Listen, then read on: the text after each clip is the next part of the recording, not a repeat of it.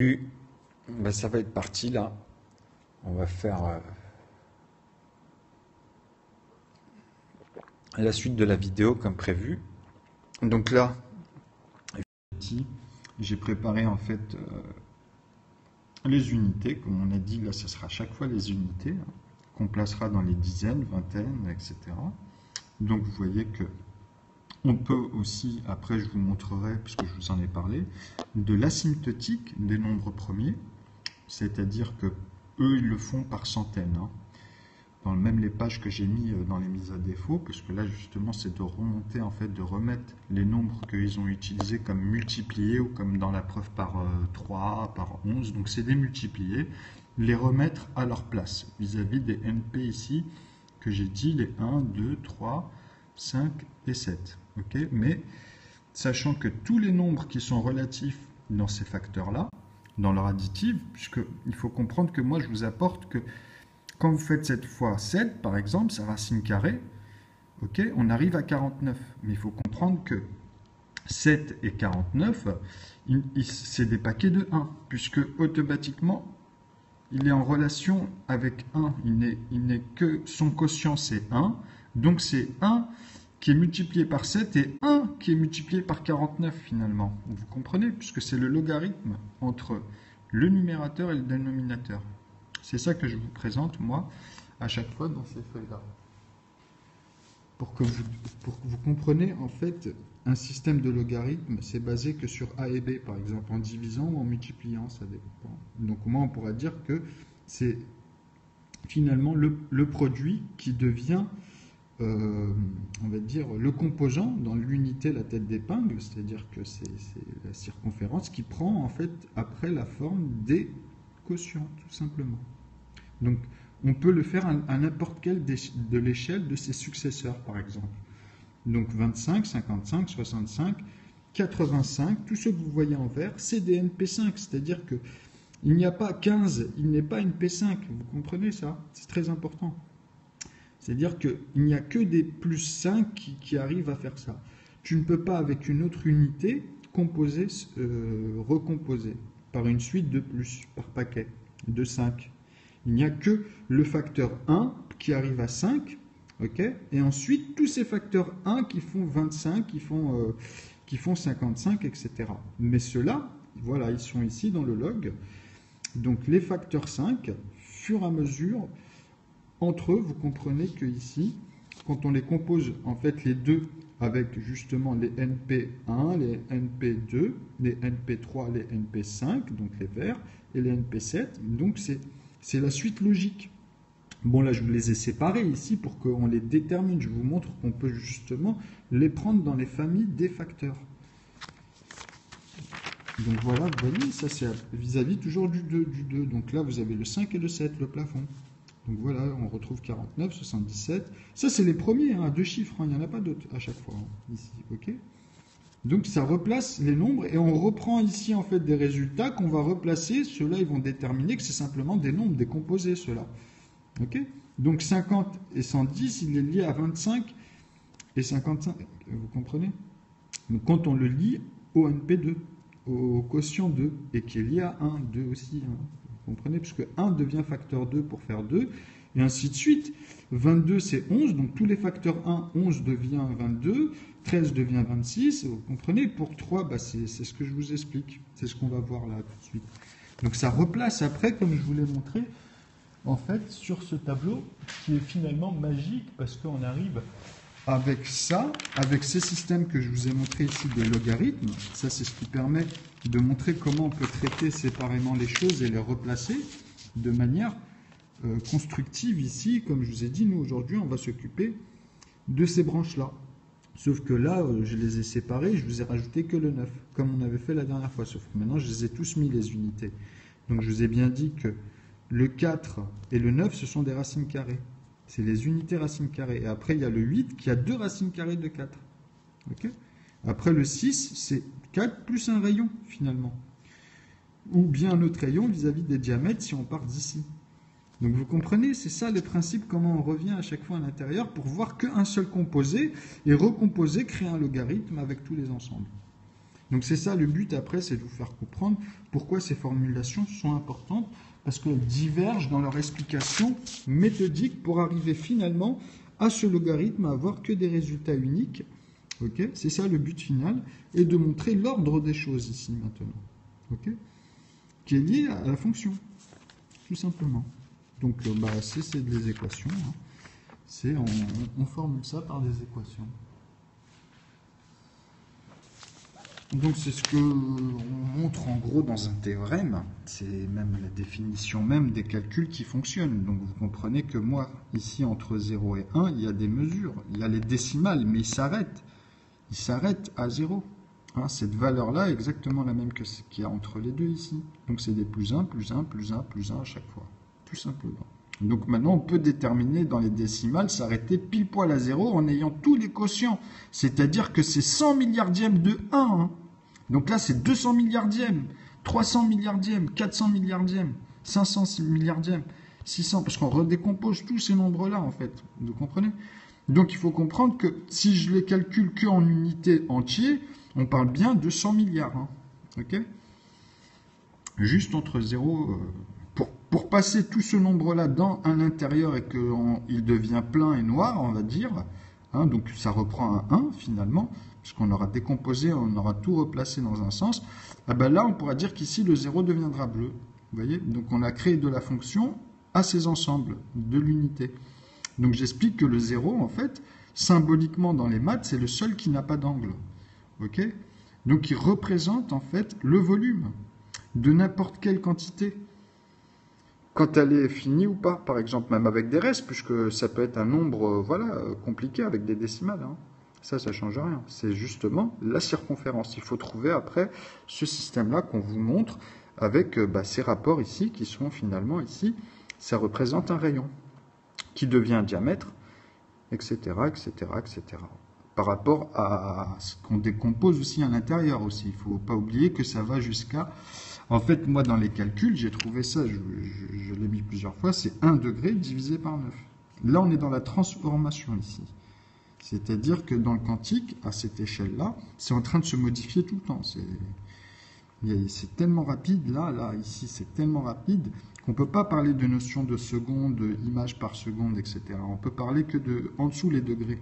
Donc, c'est là où c'est en train de se transformer, quoi, en fait. Hein. Donc, c'est pas un truc qu'on peut voir, puisque c'est extrêmement rapide. C'est comme si qu'on voulait voir l'instantanément toutes les données qu'il y a dans notre corps, vis-à-vis de toutes les cellules qui se nourrissent de l'air, de ce que vous avez mangé. Donc, instantanément, il y a trop d'informations qui est traitée dans un corps physique. Donc, quand on descend au niveau de l'atome et à l'intérieur, ça devient quantique. Vous comprenez? C'est-à-dire que à cette échelle-là, c'est en train de changer à chaque instant, partout. C'est en train de se nourrir, il y a des cellules qui disparaissent, qui se renouvellent, etc. Donc, il y a toujours ces valences qui font que ça change, hein, la molécule change à chaque fois. Donc, à l'échelle que je vous ai dit, là, au degré, c'est que le mouvement, on ne peut plus parler de mouvement quand on est à 0, puisque, je vous ai dit, il s'est déplacé ici dans un volume. Okay, et c'est des successions. C'est les nombres qu'on sort à chaque fois, en fait, avec, comme on appelle, les primitives, qui sont justement leur ancienne succession. Chaque nombre que vous allez avoir, c'est un potentiel.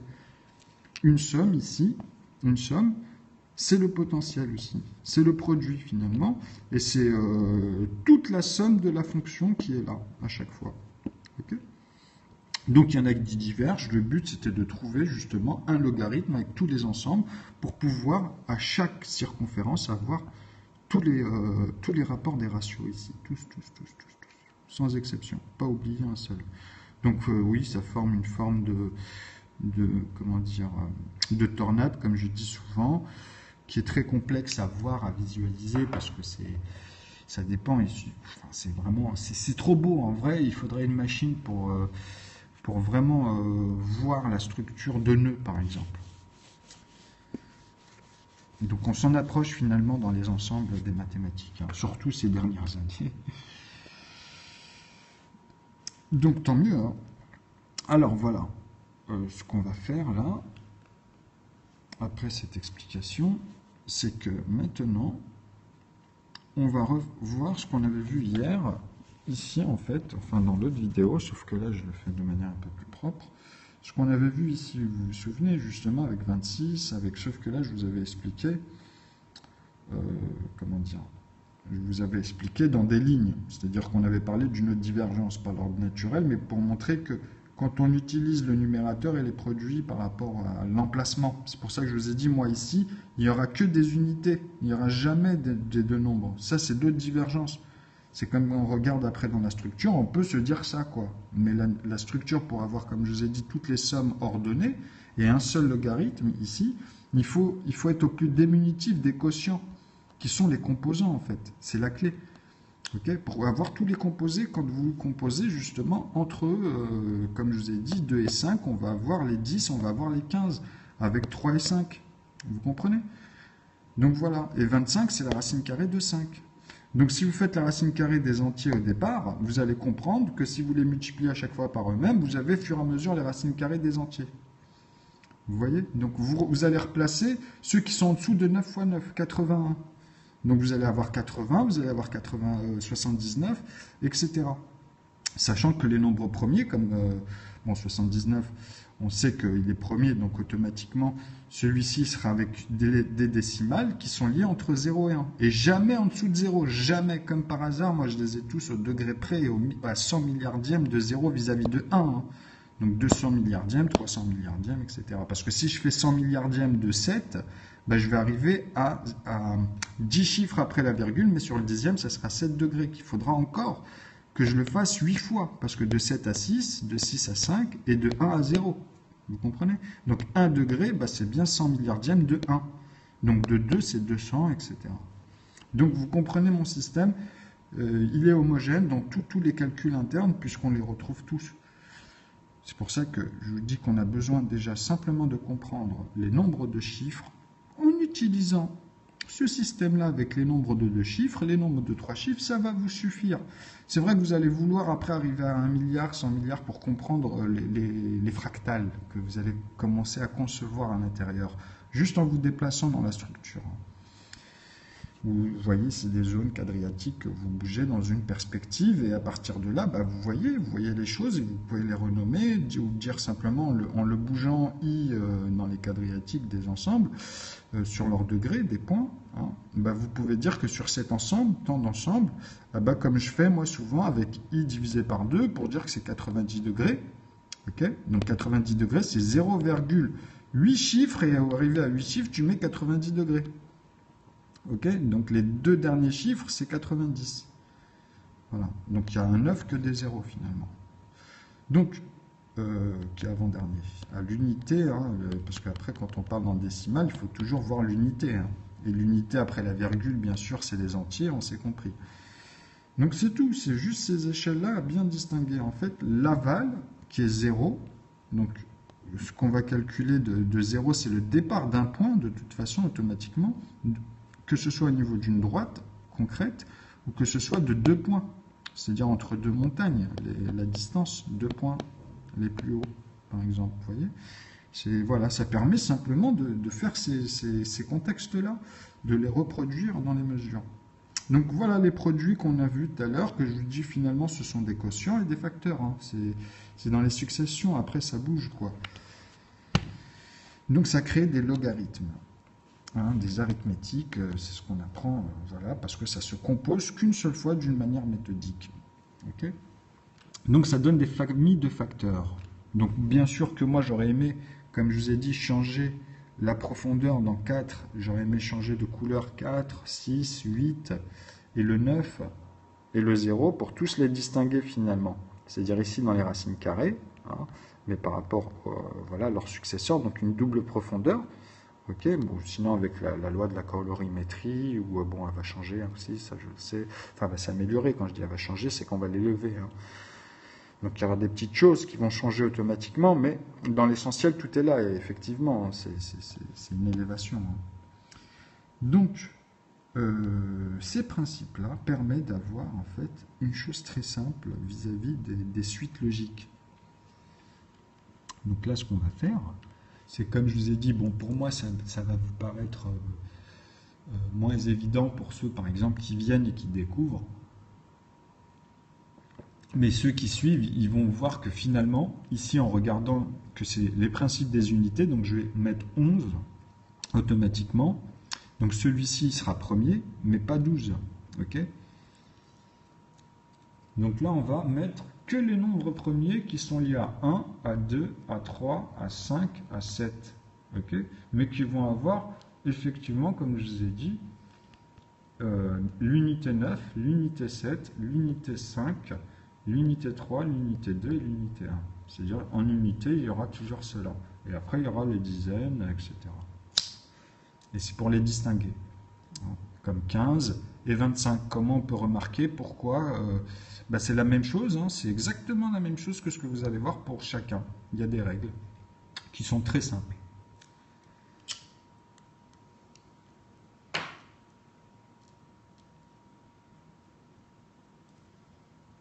Et là, vous allez kiffer, parce que par exemple, pour 10, on retrouve justement les NP2 et les NP5. Okay, c'est 2 fois, en fait, 5. Donc, c'est-à-dire que c'est 5 plus 2 plus 2 plus 2. Quand on voit le chiffre, en fait, quand vous avez en additive ou en multiplié ou en puissance, en fait, la puissance, elle représente comme le multiplié, et le multiplié représente l'additive. Entre eux, je parle après. Parce que vous comprenez, c'est ce qu'on vient d'avoir comme ressenti. C'est-à-dire, je reprends, 2 fois 5, on sait que quand on prend 5, on doit faire 5, en fait, plus 2. C'est-à-dire que plus 2, 5 fois, en additive. Vous avez capté? Donc, on utilise le nombre qui apparaît ici pour se dire que ce nombre-là, on va l'utiliser ce nombre de fois. Vous avez capté? C'est pour ça qu'on peut dire 2 fois 5 pour raccourcir l'expression de 2 plus 2 plus 2, 5 fois entre parenthèses. Et ça, c'est bloqué dans ce fromage, dans ce produit, okay, qui est N aussi. Hein. Donc, on a vu que là, on a fait P fois Q, qui donne N, et qui donne finalement aussi le produit, parce qu'on peut rebondir dans les successions. Vous comprenez? C'est-à-dire doubler le fromage, arriver à 20. Donc ça veut dire quoi? Ça veut dire que ici, ça change. Le produit, c'est quoi pour faire 20? Vous avez vu, c'est 4. Donc ça devient ici 4, donc 2 fois le rapport des successions. Donc ici, ça sera 4 fois 5. Vous comprenez? Donc je mettrai la couleur, par exemple, de 4 et de racine carrée de 4 aussi. Hein. Je peux même, justement, c'est ça, c'est l'écriture de l'expression, en fait. Hein. Donc, hop, on le conjuguera après. Mais c'est comme ça, pour conjuguer, justement, c'est revenir en arrière de cette somme-là. Avoir le résultat, quoi, d'ici. Donc, finalement, 5 fois 4, ça fait 20. Ok? Donc, racine carrée de 4, pourquoi? Parce que c'est l'expression de 2 fois 2, qui est ici, pour faire la somme n. Ici, nous arrivons, par exemple, à 10 fois 2, qui est égal à l'autre n, qui sera 20. Ok?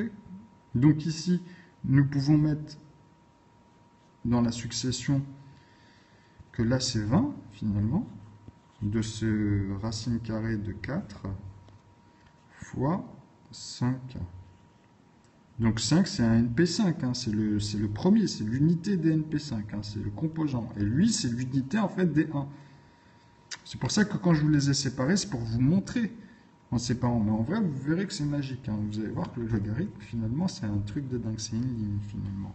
Mais une ligne composée de 1. Avec l'arithmétique, à partir de ce qui va composer, ça va changer à chaque fois l'arithmétique. Les données vont converser de cette manière que je vous ai dit. Ils vont se recomposer entre eux. Mais tout vient du 1. Ok? Donc 1, c'est 3 tiers de E, des ensembles. Pourquoi je dis ça? Parce que quand on arrive à 1 tiers, en fait, c'est 1 dans ce principe-là. C'est-à-dire que là, 20, ici, on peut dire que n aussi, que c'est égal à n. N est égal à n. Pour avoir ce raisonnement-là, c'est exactement l'expression d'une équation qui est identique dans leur succession. Ok?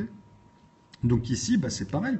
Ce sera le produit qui est 2 fois le quotient Oui, le quotient. Non, le quotient, pardon, alors on peut le faire à l'inverse, hein, mais vous avez compris. C'est-à-dire qu'en fait, même ici, le quotient, je vous avais dit. Mais non, le quotient, il est là. Le produit, c'est 5, excusez-moi. Parce que le quotient, c'est dans la racine carrée de 4. C'est moi qui... ici, j'ai... Oui, parce que l'écriture, en fait, c'était pour dire que les premiers... Ils sont tous premiers, moi, mes produits, en fait, et les quotients. Mais, parce que c'est eux qui composent. Mais ici, j'aurais dû mettre l'écriture Q parce qu'il est à l'intérieur, le 1 sur le 2, etc. La suite, hein, c'est pour ça que c'est très important de mettre... Les primitives sont là, en fait. Et ça, c'est le produit qui va amener au nouveau nombre. Okay, donc, dans sa succession ici des quotients primitives, ben, on va retrouver celui-ci qui est égal à 10. Parce que c'est 2 fois 5, le NP5. Le NP5, le produit, oui, le produit. Et ici, c'est le quotient, tu vois. Et dans ce quotient-là, il reste quoi? Il reste 1 fois 2, qui est égal à 1 plus 1, et qui est égal à 1 fois 1 fois 2, quand on l'écrit comme ça. Et en fait, c'est une suite, voilà, c'est un logarithme, parce que ce n'est jamais le même. Et ils peuvent se croiser qu'une fois, comme je vous ai dit. Après, ça change automatiquement, mais ils n'ont plus le droit. C'est pour les axes, sinon c'est pas bon, ça crée des doublons et tout, c'est vraiment pas bon. Ça voudrait dire qu'on doit tout refaire 2 fois. Donc il y a une erreur quoi, dans la suite logique des arithmétiques, donc c'est pas bon. Donc voilà, ça c'est juste des principes de base pour comprendre en fait un peu ces notions de succession, de successeurs. On les note souvent comme ça d'ailleurs, vous verrez, avec S, U et 2C, avec ces fameux traits comme ça. C'est les successeurs de N sur la ligne ininterrompue, hein, sur cet axe-là. Donc le grand N, c'est censé être ces ensembles-là, qui est censé ici être une fonction finalement, et c'est les ensembles. Hein. Donc l'arithmétique, c'est d'avoir tous les ensembles dans le cadre ici. C'est de ne pas se retrouver avec quelque chose de très dense, mais encore avec des éléments qui manquent même à l'intérieur pour avoir, on va dire, l'ensemble des quotients à chaque fois, sans avoir aucun trou de chaque cercle finalement qu'on pourra faire jusqu'à avoir tout ce cercle-là, ou les mettre en carré, après c'est les ensembles, quoi. Donc c'est indéfini. Après justement on prouve que ici c'est indéfini, tous les fois 10, moi c'est ça. Mon écriture des décimales résolue, parce que c'est, on utilise les unités, après les nombres à 2 chiffres, donc les décimales, hein, et après ben, on les augmente, hein, c'est tout. Hein. Mais c'est à partir de là, quoi. Donc c'est fois 10. Qui est cette expression-là, puissance 1. Pourquoi 1? C'est très important, parce que si j'écris 0, ça amène à 0. Ok? C'est 0 fois 0. Et bon, ça reste à 1, quoi. Ça reste à l'unité, juste une unité. Ok? C'est même pas fois 10. Hein. Pour que ça fasse 1 fois 10, il faut bien mettre le 1, justement. Il ne faut pas mettre le 0. Ok? Parce que c'est l'expression. Ça veut dire la puissance. Et puissance 1, ici, ça veut dire justement, après le 0, ça veut dire justement le 1. Donc, 1 fois 10, une fois qu'il y a le 1. Donc, si je mets maintenant un 10 ici, puissance 1, ça fait 10. On est obligé de rajouter fois 10, là. Okay, c'est ça, moi, que j'ai exprimé même vis-à-vis de Graham quand il rajoutait le bâton après plus loin. Donc, c'est l'expression.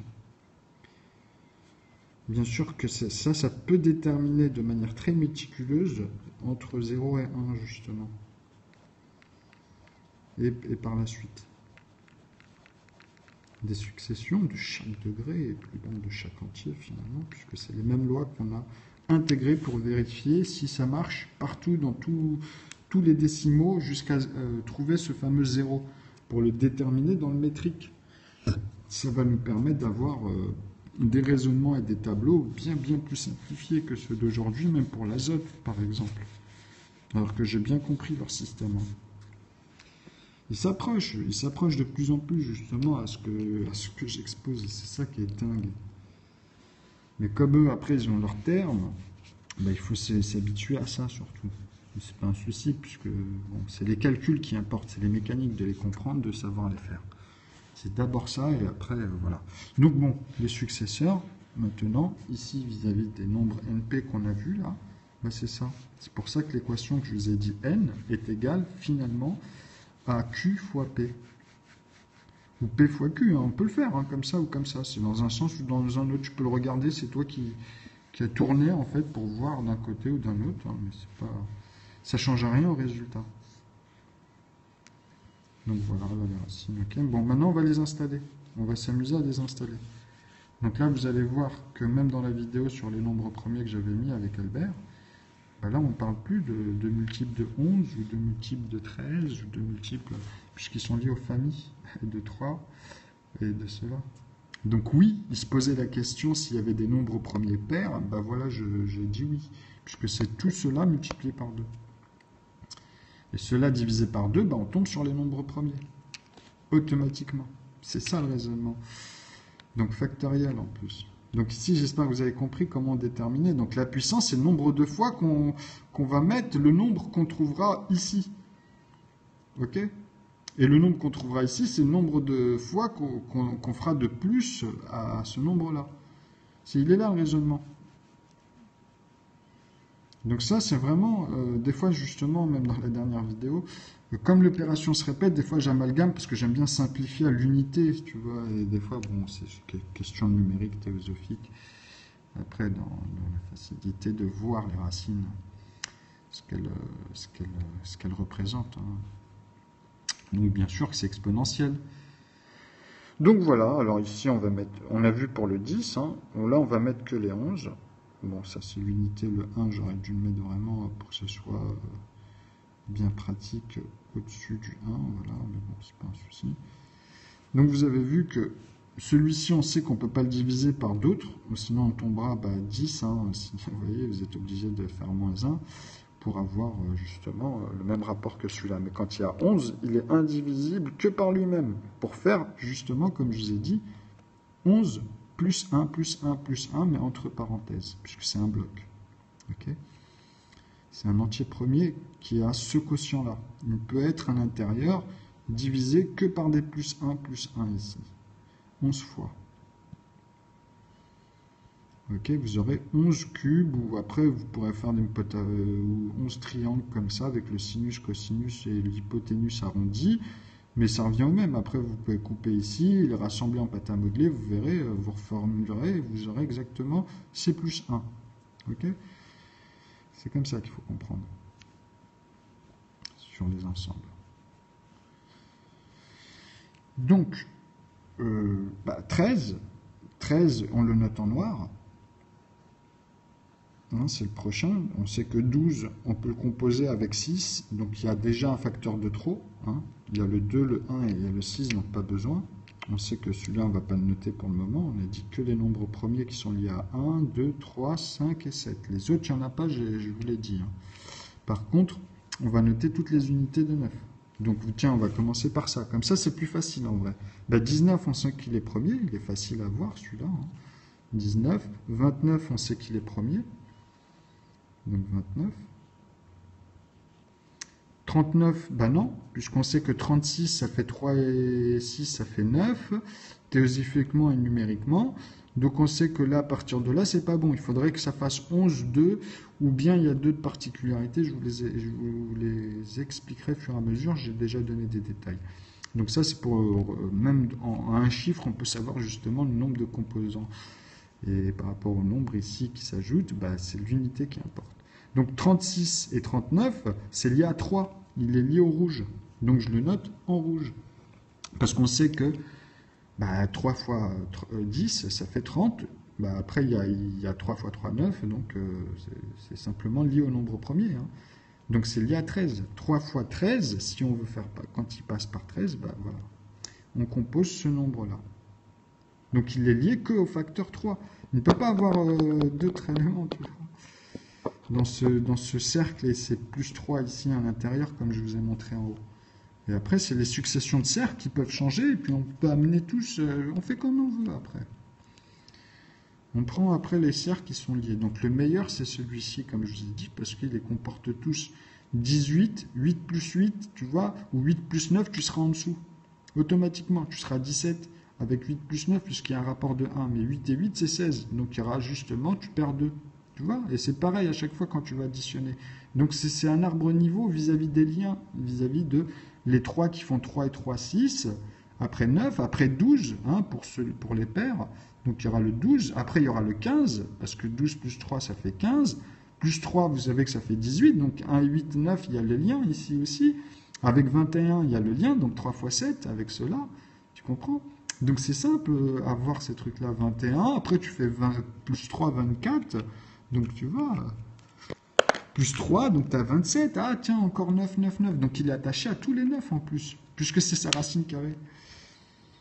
Vous voyez, donc c'est lien, et vous avez après, fur et à mesure, en reconstituant comme ça, vous avez un arbre niveau qui doit se dessiner dans votre tête, il y a une structure. Donc, 39 en rouge, et 49, ben on sait que 7 fois 7, ça fait 49, donc 49, c'est très simple. 49, on le met en orange.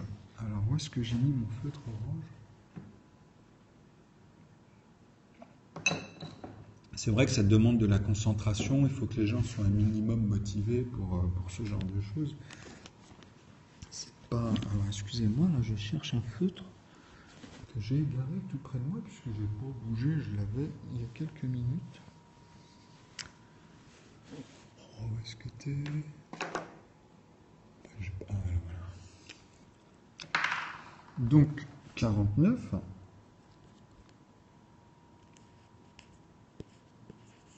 Ensuite, vous avez quoi? Vous avez 59. 59, on sait qu'il est premier, on le met en noir. Pourquoi? Parce que justement, il n'y a rien.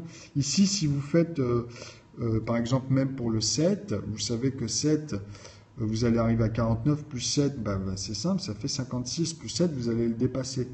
Ok? Donc, tu fais que des choses comme ça. Tu te rapproches de 6, c'est 60. Bah, 60, ça fait 54. Hein, bah, 54, ça descend, hein, donc c'est pas bon. Voilà, 5, bah non, 5, ça finit que par 5. En plus, 6, c'est que des paires, je suis bête.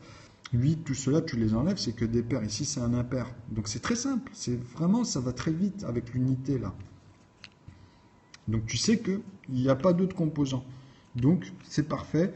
59, il est lié au quotient 1. Donc, un cercle avec des plus 1, 59 fois. OK? Et ça reproduit, il n'y a pas de... Voilà, c'est un entier, c'est des entiers. Donc, il est premier, c'est un verrou. Donc, celui-ci, il faudra le multiplier automatiquement après par 2. Tous les noirs, il faut qu'ils passent par 2, par 3, par 5, par 7, pour avoir ceux-là, les familles de ceux-là. Et ensuite, vous composez entre eux, entre 2 et 3, entre 2 et 5, entre ces familles-là, après que vous trouvez, et vous avez tous les autres qui s'installent au fur et à mesure. Ils seront toujours uniques. C'est ça qui est magique dans la composition de ces familles, tu vois. Comme 2 fois 3, 6, même ici. Hein. Pour faire 8, bah, on sait très bien que c'est 2 fois 4. Donc lui-même, en plus, après, c'est comme je vous ai dit.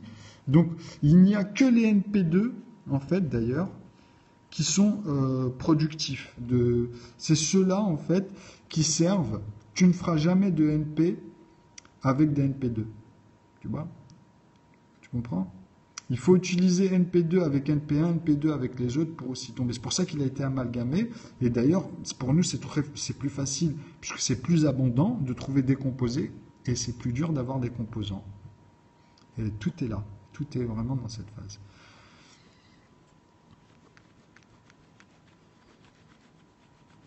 Donc pour l'alphabet ou la littérature, c'est comme si on parlait des voyelles. Hein. Les voyelles, ils sont là, hein, c'est les composants. Et justement, après, vous avez les composés qui sont plus abondants. Parce qu'ils ont dépassé 10 lettres, en fait. Donc, automatiquement, ils sont plus abondants. Et on utilise Y. Mais en fait, moi, je trouve que c'est une erreur d'avoir pris une voyelle qui est vers Y. Mais bon, pourquoi pas? Puisqu'elle a la même valeur, finalement, que celle des unités, des 10. Parce qu'on sait que, par exemple, quand A, l'algèbre, hein, je parle algébriquement, quand A est égal à 1, on sait que Z est égal à 26. Donc numériquement ou théoriquement, tu peux pas, dans les deux, tu ne peux pas mettre 26, ça va donner 8. Donc ça va être plus ici, plus 2 plus 6, donc ça c'est numérique, qui est égal à 8. Donc c'est 8, la racine de Z. Donc c'est la même chose pour Y. Donc Y, elle doit avoir ce même principe. Donc on sait que si c'est 26, bah, YZ, X, Y, Z, donc 26 c'est 25. Pour A1, hein, je parle. Hein. Okay. Donc ça peut être l'axiome, hein. Mais moi, pour moi, dans c'est 0. Donc automatiquement, il y a moins 1 pour vous ici. Et là, c'est 7. Donc pour moi, ici, c'est 7. Et ici, c'est 6. Vous comprenez, puisque c'est moins 1. Donc voilà, c'est ça mon algèbre comme différence. Et vous tombez sur les résultats. Et pourtant, moi, j'ai vos résultats. Hein. Même comme ça, moi, je tombe sur vos résultats, mais je comble là où vous n'y arrivez plus parce qu'il y a ce problème de moins 1. Donc c'est ça qui est dingue en plus, c'est de réaliser ce truc-là. Et ça, c'est historique. C'est quelque chose qui est historique. Hein. Parce que ça permet justement de démontrer tout ce que je vous dis. Sans ça, vous voyez, avec une chose simple, finalement, un truc tout bête, mais il fallait le trouver, quoi. C'était mélangé devant nous, finalement. Donc, 56, voilà, on finit par cela. Hein. Donc, comme elle sera un peu longue, bah, je m'arrêterai là et on en fera une autre. Donc, 59, comme ça, en même temps, ça permet de poser les personnes. Donc, 69, on sait que bah, c'est pas bon, puisque 6, c'est 60. Donc, 60, c'est avec 3. Et après, tu fais bah, 63, 66, 69. Donc, on sait qu'il est rouge. Okay.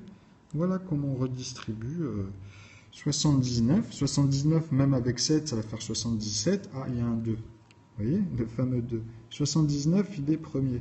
Parce que même si vous le faites avec, comme il est impair, vous le faites avec les autres impairs, les 5, c'est pas possible. Hein, vous allez faire que des 0 et des 5. Donc, il va falloir distinguer même ceux-là, ces familles-là, vis-à-vis de 25, 55, 65, qui, eux, ne sont composés que par 5. Et les nombres premiers. Okay. Et puis les autres aussi, hein. Les 7, de toute façon je vous ai dit, il faut les repasser par le 2, le 3, et eux-mêmes et le 7, tout le temps, même ici, pour avoir tous les autres. Et au fur et à mesure, voilà, vous allez avoir les suites, et vous recommencez comme ça, en tendant vers 9, 9, 9, 9, 9, 9, 9. Donc vous décomposez ici, ça sera toujours moins 2, en fait, avec un moins 2, pour avoir le plus haut, en fait, des unités en nombre de chiffres. C'est-à-dire ici, finalement, quand je dis moins 2, c'est de 9. Donc vous aurez à chaque fois 7, 97. Et là, vous descendrez, on va tomber dessus. Bah, c'est l'avant-dernier, là. Et après, voilà. Donc 89, il est premier aussi. C'est le plus abondant dans les 9 en plus. Hein. Donc 89, les premiers sont plus abondants ici. En asymptotique, hein, là, on voit que dans cet axe, sur les dizaines, en comptant par 10, pas par 100 comme eux, ils le font parce qu'ils ne pouvaient pas le faire, ils ont un problème à 21,73, il me semble. Moi, je tombe sur 21, et en plus, grâce à ce zéro-là, je tombe sur 21. Et en plus de ça, je leur explique que ce n'est pas 21. Je leur montre qu'il y a un autre, moi, je les calcule par 10. Donc, moi, je les rajoute tous. Ici, ils sont combien? Il y en a 1, 2, 3, 4, 5. Donc, ici, je mets que c'est 5, en fait c'est 0,500 par exemple, quand on fait le calcul, hein. Mais ça donne 5 finalement. Pour moi, il y a 5 éléments, tu vois, sur la première dizaine, hein, je parle. Hein. Donc ça, c'est les SIC, c'est des calculs SIC, parce que dans les tableaux, c'est pour savoir leur emplacement et leur quantité. Donc l'asymptote, on l'utilise, l'asymptotique, je vous l'ai fait pour avoir justement le logarithme complet. Je l'ai montré, voilà, je suis en train de vous l'expliquer. Donc 89, il est premier parce que justement, on peut facilement le voir grâce à l'unité 9. Et comme je vous ai dit, il n'y a pas de paire, hein, c'est un impair. Donc les impairs, c'est vite fait. Tu as 7, 5 et après tu as 3 ou 1. Donc les 3, non, puisque 90 moins 3, on tombe, voilà, ça saute. Hein. Donc vous avez compris, hein, c'est aussi con que ça.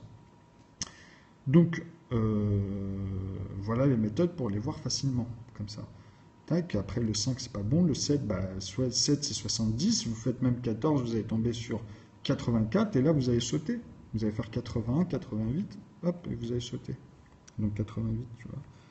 Et après, tu sautes avec 7, ça fera 95 automatiquement. Mais ça, on s'en fout. 91, excusez-moi. Bon. Ici, bah voilà, nous avons 79, 87, et on va poser à 90 pour vous montrer que, en fait, ici, dans cet axe-là,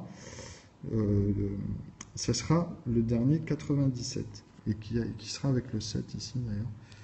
Donc vous voyez, il faut vraiment le placer avec l'unité 7. Donc 80. Et je peux mettre même la couleur pour montrer que là, dans l'additive, c'est celui-là. J'aurais pu même le noter comme ça. Avec oui, en disant que le 9, pour caractériser la puissance de l'ensemble, veut dire qu'il est premier, quoi. Mais c'est facteur... enfin, l'unité, pardon, 7. Mais c'est pas le facteur, justement. Ah ouais, ça aussi, c'est pas mal. Ah oui, ça c'est pour d'autres explications. Bon, ici c'est 97 en noir, on les garde en noir. Donc après 98, non, c'est un composé, on ne l'utilise pas. Mais moi je vais vous noter 99 pour vous expliquer que justement, une fois qu'on arrive ici, nous avons à 980, à chaque 99999, nous avons ces mêmes propriétés ici. De vous dire que si c'est moins 2, on tombe sur 97. Le plafond ici, le plus grand, hein, des nombres de 2 chiffres dans les nombres premiers. Vous ne trouverez pas plus grand. Les autres, 98, je vous ai dit, ça ne marche pas. Et 99, c'est que des 3, ils sont en rouge. Donc, excusez-moi, là, je l'ai noté en noir. Ça fait contraste. C'est une erreur. Il faut le noter en rouge. Mais bon, moi, je le mets en violet, normalement. Justement, pour vous expliquer que c'est l'amont, en fait. C'est le plus grand, c'est le parfait. À chaque unité, en fait, mais en vrai, il a une valeur plus 1 ici, automatiquement, maintenant. Donc ça aussi, c'est ce que j'amène comme preuve, parce que dans leur puissance, on peut parler que de ça. Et même ici, c'est que des 1 finalement. Mais quand on voit les blocs et qu'on remet les quotients, ben, on peut jouer comme ça, être vraiment précis après pour avoir des résultats et des zones précises dans une seule arithmétique. Donc remonter comme ça, ou descendre où on veut, entre les entiers et leurs décimales qui s'arrêtent à 0. Donc leur proportion, leur volume à chaque fois, des unités, des axiomes A et B. Chez moi qui est égal à 0 et 1, ou 1 et 2, ou 2 et 3, c'est comme ça que ça fonctionne. Vous voyez, ou bien les chiffres qui montent comme ça, entre les deux. Ben, c'est ça, c'est ce que je vous explique. Il faut mettre A après, soit dans les unités, et après, c'est le composant ou le composé, et ce qu'on veut en faire, sur la mesure. Dans d'autres contextes, hein, je parle de ça vraiment... maintenant, c'est dans les sciences divers. Parce qu'on répète les opérations, après, on cadre d'abord, après on voit leur valeur, leur malléabilité, etc., etc., etc. Donc après, ça se dessine, hein, on a plusieurs facteurs, ça devient vraiment quelque chose de très mesuré, de manière méticuleuse. Donc voilà, pour cette première partie, on a vu là les 9, et après, c'est à vous de voir, hein, bon là je vais effacer, c'est à vous de voir, on l'a vu plusieurs fois, j'en ai fait des vidéos de toute façon, et d'apprendre à distinguer en fait ici la suite des familles en vert, en machin. Donc bien sûr qu'après, une fois qu'on aura fait toutes les familles de 1, 2, 3, 5 et 7, hein, donc bon là on a mis ceux-là déjà, donc vous avez vu qu'ils sont tous valides, ils sont pas, il n'y a aucun composé ici puisqu'il n'y a pas de paire avec le 9. Donc on ne peut pas se perdre avec ça. On sait qu'il y aura toujours, ici par exemple, vous en avez 5, avec les 3 qui sont aussi après les plus abondants, puisqu'ils en ont 3, et après c'est simplement 1 qui est facteur de 7, qui peut faire des 9. Vous voyez, c'est ces rapports-là, en fait, qu'on arrive à facilement retrouver. Donc voilà, au fur et à mesure, dans l'autre prochaine vidéo, on va compléter, bon là, comme ça fait du temps pour celle-ci, on va compléter, après on va finaliser ça et on va rediscuter de ce qu'on a l'habitude de voir. Comme ça, ça va être plus clair. Mais déjà, rien que là, entraînez-vous et regardez sinon sur les chaînes. À bientôt.